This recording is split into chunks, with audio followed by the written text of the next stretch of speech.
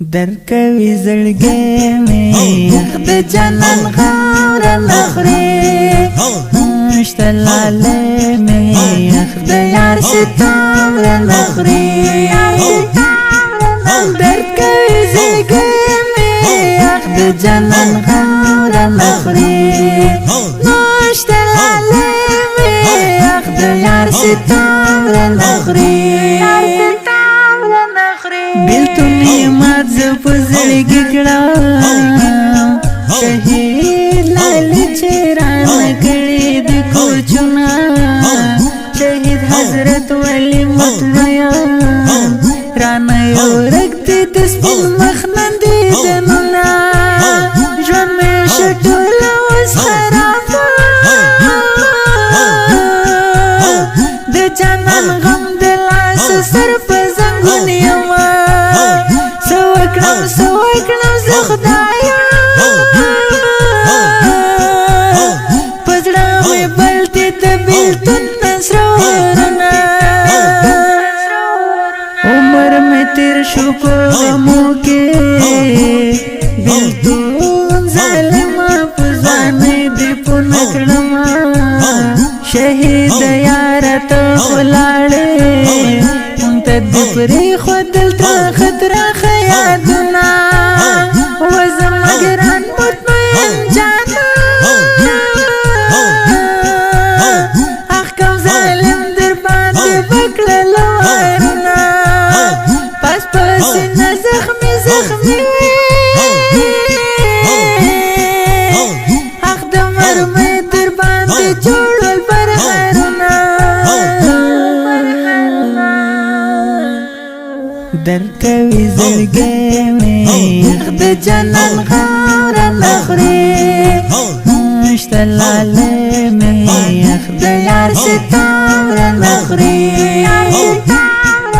درکوي زړګی مې یخ د جانان خاوره نخوري شته لالی مې یخ د یار ستوره نخوري ظالم لاس خود دی خدای مات کا په داسې ګل ته څنګه وکړل ګزارونه بدل دی اخلم له دښمن نه و مطمئنه خامخا زه یو فیصله ټوله شپه ستا تصویر ته ګورم کړم پرې قراره زه د زړه ټوله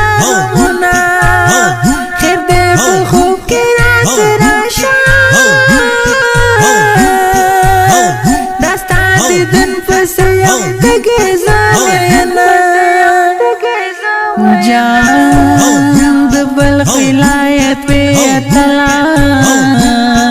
دوبال خرکس مدې کړې ډېر ارمانونه عبدالموبین ساحل دی غواړي رسم محشر لتا ډېر شفاعتونه ورنځر هلال جانانا د زړه له درده لیکي څو شعرونه قرار مې نه کوي زړګیه دا ستا شعرو باندې خپل زړه قرارومه درکوي زړګی مې یخ د جانان خاوره نخوري شته لالی مې یخ د یار ستوره نخوري درکوي زړګی مې یخ د جانان خاوره نخوري شته لالی مې یخ د یار ستوره نخوري دا شهید زمزمه د افغانستان د اسلامي امارات د بلخ ولایت د مرکز بلخ ولسوالۍ د اتل قهرمان شهید ملا حضرت ولی مطمئن پاک او سپیڅلي روح ته اهدا فرمایش کړی په ډېره مینه قاري صاحب عبدالمبین ساحل محمد ولی احمدي ګل احمد مطمئن او قاري صاحب عبدالباسط تمینی اواز د حمید جان احساس شاعري کړي په ډېره مینه رنځور هلالي جانان ادرس بلخ ولایت چاربولک ولسوالۍ مسؤل ګرانو محترم ملګری رنځور هلالي جانان د اړیکو شمیره 0 اویا 4 414 2 شمېره 0 90 350 200 ریکارډینګ المدینه اسلامي سټوډیو لغمان.